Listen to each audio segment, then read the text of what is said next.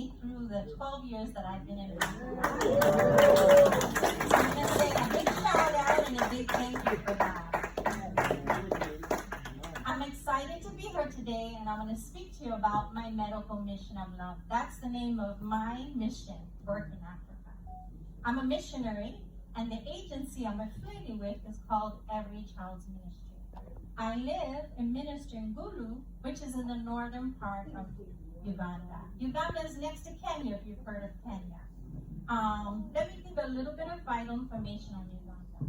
Ugandans are friendly and they're very welcoming by nature. I want to give you a little bit of information about what's going on with Ugandans. The current crisis they are facing are inflation and unemployment rates are high. Weather changes has caused food shortage in some particular places. You might think, well, why would it cause food shortage? That's because a lot of people live off the land. What does that mean? People live off, they farm, and then they live off the food that they make. So it's different. There are some supermarkets, but the majority of people also do farming. So when the weather changes come, it can affect that, and that has affected everyone. Let me update you on my ministry. I've not been here for 5 years, but I wanted to give you a little bit of synopsis and insight. I am a registered nurse, and I've been a missionary now for 12 years. I've been in the same continent, Uganda, and in the same place in Gulu. It went from being a town, now it's a city. Anyone who knows me well knows that I love children. What a blessing it is to oversee the healthcare needs of our Gulu Hope Center sponsored kids. I provide first aid services, I assess, and I treat simple medical conditions. At our Saturday Bible Club, I love doing Bible teaching with our kids. I share the gospel, and I mentor our students. Let me share a wonderful success story with one of my students. Abola Eric, after graduating from Gulu Hope Center, he joined our Next Step program. He is the first student ever from our Gulu program to attend college. He is doing extremely well in his academic studies, and he will graduate next year with a degree in computer science. When I talk about my kids, I get excited and I feel like a proud mother because I remember when they were this high and now they're in college. Well, I have the gray hair to show that. Besides doing missionary work in Gulu Hope Center, it's truly an honor doing voluntary nursing work at Gulu Regional Referral Hospital. I have worked in both pediatric and medical ward. I've assisted the nursing staff by inserting IV lines, taking blood samples, and administering medications. I am presently ministering God's love in Antenatal Clinic, which is a clinic for pregnant ladies.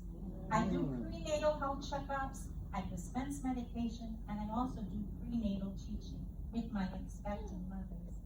Let me share a story with you. As I was doing a prenatal health check on Mary, I'm calling her Mary for privacy's sake, I could sense that she was afraid and she seemed nervous. So I asked her, what is wrong? She told me that she already had 4 miscarriages. I informed her that her baby was fine. I encouraged her to pray and to trust God that she'll deliver a healthy baby, a happy baby. I am grateful that I could be there for Mary in her time of need.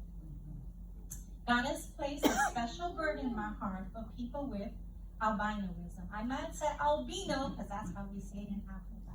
What is albinoism? Albinoism is a medical condition where there's partial or complete absence of pigment in the skin, in the hair, and in the eyes. Another word for pigment can be the melanin.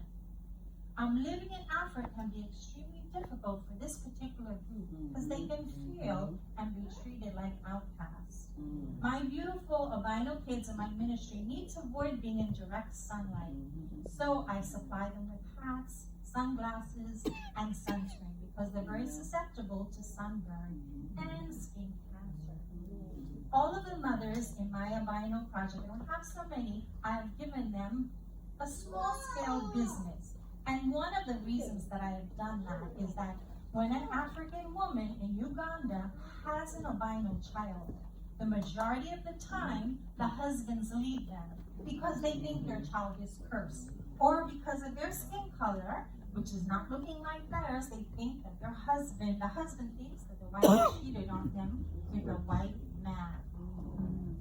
I'm all for mother, father, the whole family, but unfortunately in their case, they need help so they can take care of their family. It's such a blessing ministering to my albino families and showing them God's love. Let me share an experience I had with one of the mothers of my albino kids. I went to visit Mama Sue. Again, I'm calling her Mama Sue for privacy's sake. And I asked her, how are you doing? She replied, a spirit is bothering me, and I haven't been praying a lot. I encouraged her to return back to the Lord and start praying as she used to.